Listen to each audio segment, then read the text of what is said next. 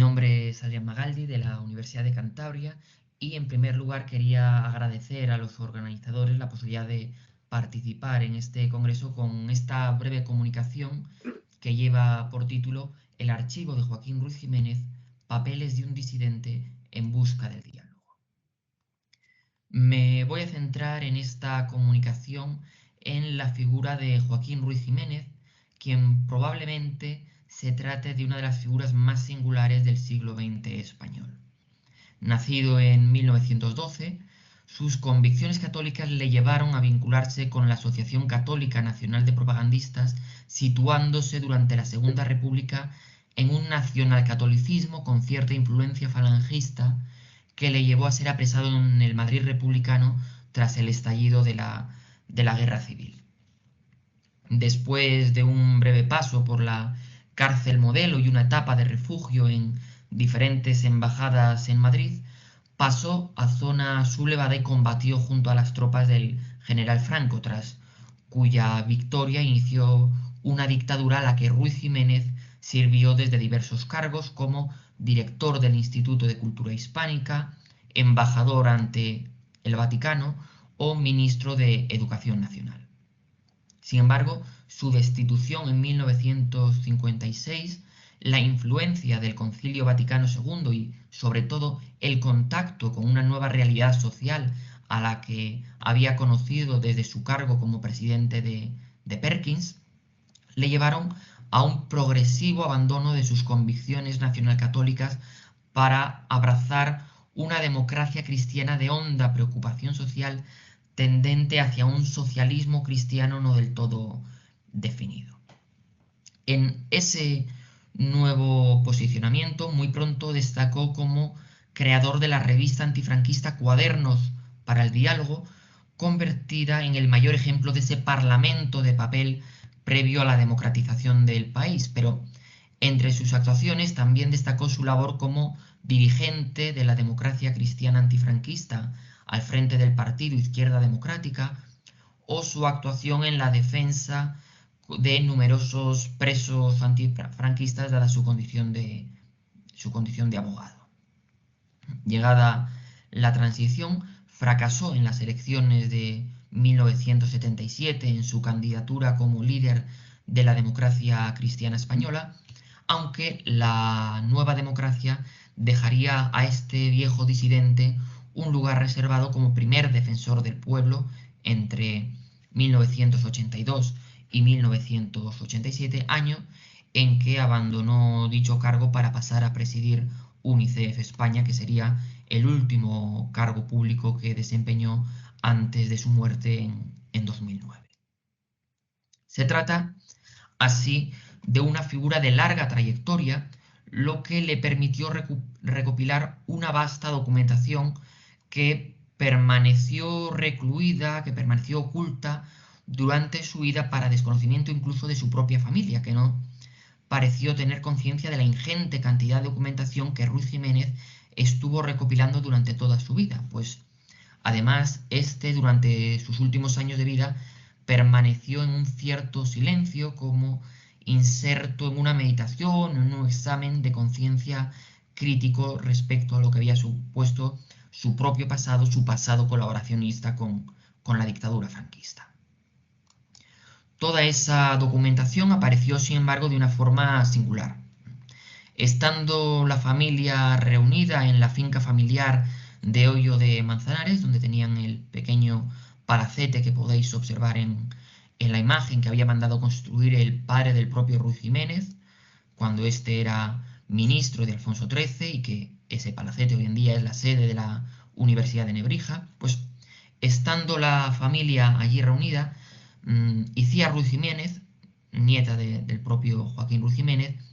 comenzó a rebuscar en un trastero entre unos viejos papeles que sabían que poseía Ruiz Jiménez y que, según tenía entendido la familia, era una mera recopilación de recortes de prensa que éste habría acumulado durante toda su vida, subrayando y seleccionando las noticias relacionadas con su persona.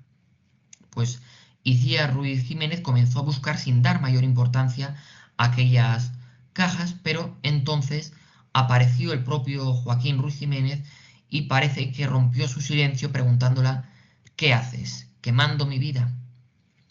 En realidad,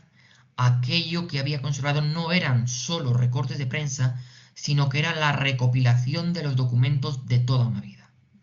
Documentos personales, documentos institucionales e incluso los diarios que Ruiz Jiménez había escrito a lo largo de su vida, desde su juventud hasta su edad más avanzada, antes de retirarse de la vida pública. Toda aquella documentación que había conservado fue finalmente donada a la biblioteca de la Universidad Carlos III de Madrid, gracias a la intermediación de Gregorio Peces Barba, el primer rector de dicha institución y uno de los principales discípulos de Ruiz Jiménez. Esta documentación es en la que yo actualmente me encuentro trabajando con el propósito de trazar un recorrido por su trayectoria, por la vida de Ruiz Jiménez, con la intención de trazar un perfil biográfico del propio personaje.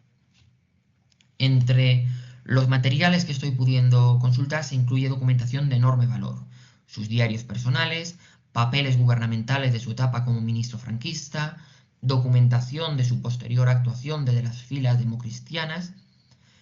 pero especial interés tienen tanto desde un punto de vista biográfico como también estructural, sobre todo teniendo en cuenta el leitmotiv de este encuentro, es el papel de Ruiz Jiménez respecto a la lucha antifranquista. Silencio se observa en su archivo de su papel como abogado en los juicios políticos de la inmediata posguerra contra presos antifranquistas, unos momentos en los que él todavía estaría situado en las coordenadas del régimen, por lo que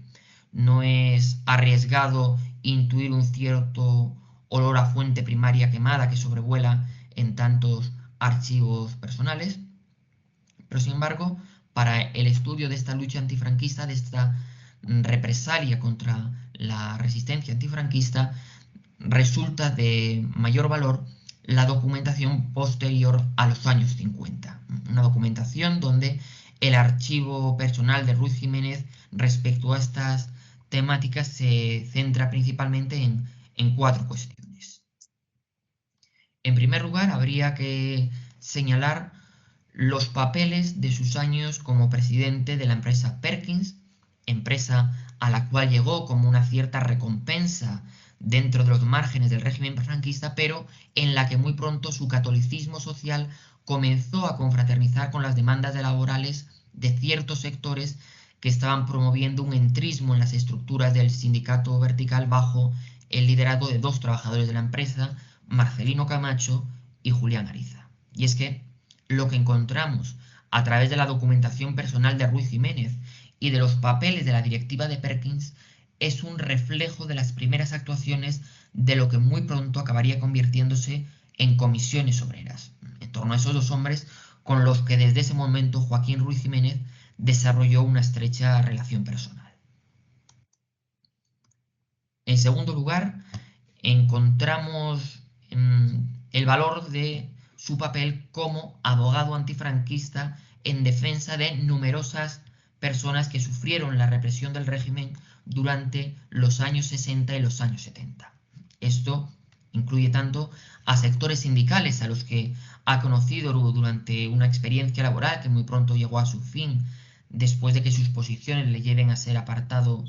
de la dirección de la empresa, y a los cuales Ruiz Jiménez va a defender en momentos tan importantes como el proceso 1001. Y junto a la defensa de estos sectores sindicales, también destaca su defensa de diversos representantes de la oposición moderada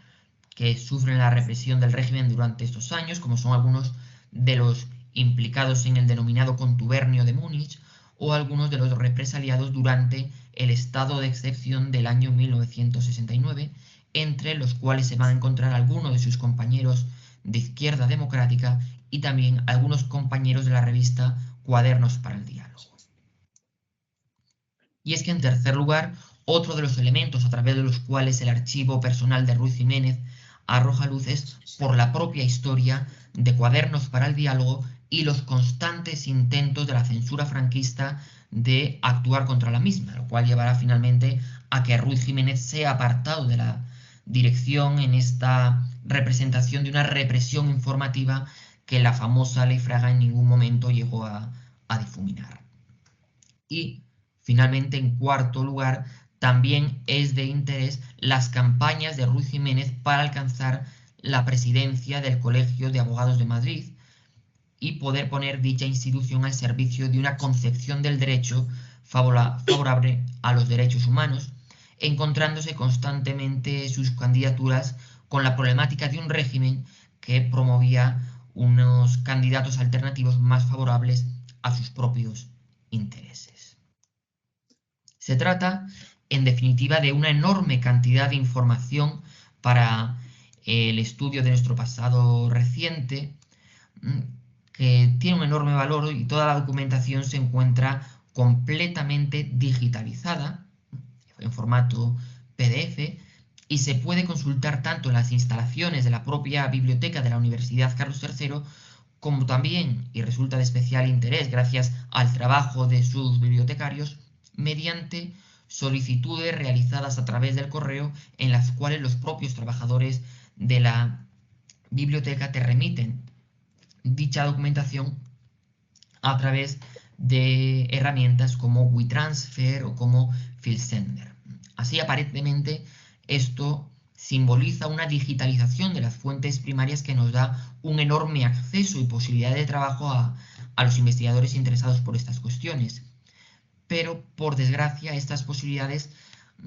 acaban estrechándose a la hora de materializarse. Y es que, aunque se tratan de unas fuentes cada vez más fácilmente disponibles por los métodos digitales, por los métodos online, sin embargo, siguen chocando con diferentes problemas que dificultan su auténtico aprovechamiento, siendo estos problemas de carácter legislativo y de carácter económico. En el sentido legislativo, el archivo Ruiz Jiménez está sujeto a las normas contenidas en la Ley 16/1985 de Ley de Patrimonio Histórico Español, la Ley Orgánica 1/1982 de Protección Civil de Derechos al Honor, Intimidad Personal y Propia Imagen, la Ley Orgánica 15/1999 de Protección de Datos de Carácter Personal, la Ley de Propiedad Intelectual aprobada por Real Decreto Legislativo 1/1996, así como cualquier otra norma que resulte de aplicación en cuanto a la divulgación y otros usos de los documentos que requieran algún tipo de autorización por ley o consentimiento expreso del titular del derecho afectado. Así, para acceder a la documentación es necesario haber sido autorizado expresamente por los afectados o haber transcurrido un plazo de 25 años desde la muerte de los afectados y, en caso de que la fecha del fallecimiento sea desconocida, es necesario un total de 50 años. A estas iniciales trabas legislativas se materializan cuando se suma otra de carácter económico, y es la falta de recursos de las bibliotecas universitarias para gestionar esta información. Y es que, aunque la documentación fue digitalizada con rapidez y disponemos de herramientas digitales para acceder a ella sin problemas, mayor trabajo requiere haber leído toda esta documentación para saber si la legislación permite dar acceso a ella, y es aquí donde nos encontramos con el problema de la falta de recursos económicos para contratar a una serie de personas que puedan realizar este trabajo y puedan decirnos a los investigadores si podemos o no podemos tener acceso a esta información. Así, hay que concluir que se da una singular situación, y es que una documentación entregada por la familia Ruiz Jiménez, de enorme valor, depositada en un archivo que se encuentra completamente digitalizado en formato PDF y con la posibilidad desde la biblioteca, a través de las herramientas conocidas, de remitir esta información, esta documentación a cualquier investigador sin necesidad de hacer desplazamientos, en realidad esta documentación no puede ser consultada por la falta de recursos económicos que permita contratar al suficiente personal como para saber si, de acuerdo con la legislación, esa información es accesible o no. Por tanto, nos encontramos en realidad con que la práctica mayoría del archivo de Joaquín Ruiz Jiménez, pese a tener los medios digitales para su consulta, en realidad no es consultable en su inmensa mayoría, o necesitarán todavía muchos años para que se pueda consultar, evidenciando cómo en el campo de la investigación las nuevas tecnologías están evolucionando a mayor velocidad de lo que las condiciones económicas y de lo que las condiciones legislativas nos permiten, suponiendo una traba para el auténtico conocimiento del pasado que nos deberá seguir luchando para poder conocer nuestro pasado más reciente. Y eso serían un poco las conclusiones que he querido presentar a través de este trabajo del archivo de Ruiz Jiménez, y ya solo me queda agradeceros a todos por vuestra atención. Muchas gracias.